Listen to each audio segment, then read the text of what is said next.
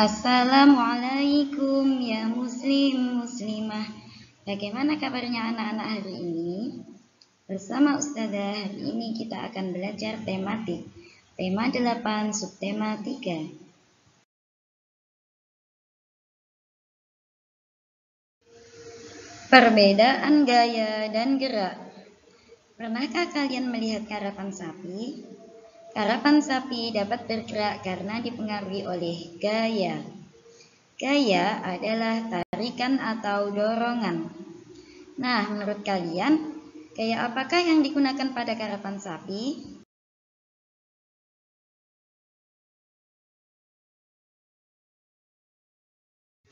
Hubungan gaya terhadap gerak. 1. Benda diam menjadi bergerak.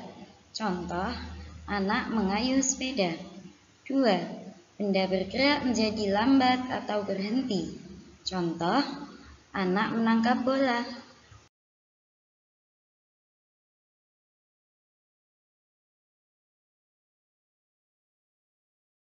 3. Gaya dapat mengubah arah benda. Contoh, ayah memutar mobil yang dikendarainya. 4. Gaya dapat mengubah bentuk benda. Contoh, membuat guci dari tanah liat.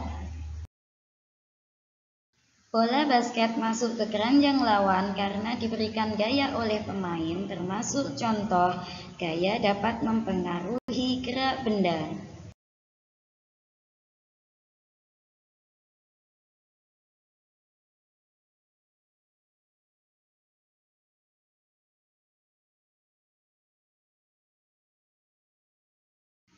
Pada pelajaran sebelumnya kita sudah belajar teks fiksi, menentukan peran tokoh dalam teks fiksi. Salah satu unsur di dalam teks fiksi adalah tokoh. Tokoh dibagi dua. Tokoh utama yaitu tokoh yang selalu diceritakan sepanjang cerita. Tokoh tambahan yaitu tokoh yang hanya muncul sesekali di dalam alur cerita.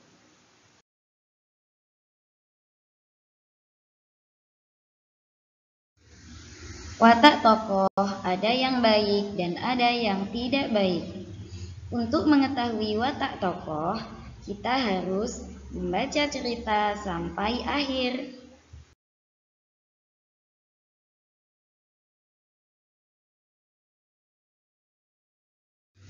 Pembelajaran 2. Karya 3 dimensi. Karya 3 dimensi merupakan karya seni yang memiliki panjang, lebar, dan tinggi. Beberapa bentuk benda 3 dimensi. 1. Benda bebas. Contoh, batu dan buah-buahan. 2. Benda berbentuk kubus. Contoh, kardus dan lemari.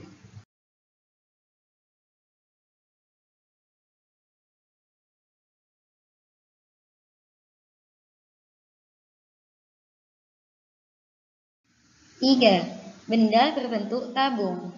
Contoh, botol minum dan gelas. 4. Benda berbentuk bola. Contoh, bola sepak dan kelereng. 5. Benda yang alasnya berbentuk limas. Contoh, kemasan makanan dan piramida. Sebagai latihan, mari kita kerjakan LKS tema 8, subtema 3, soal pembelajaran 1 dan 2. Sekian dari Ustazah, semoga bermanfaat. Wassalamualaikum warahmatullahi wabarakatuh.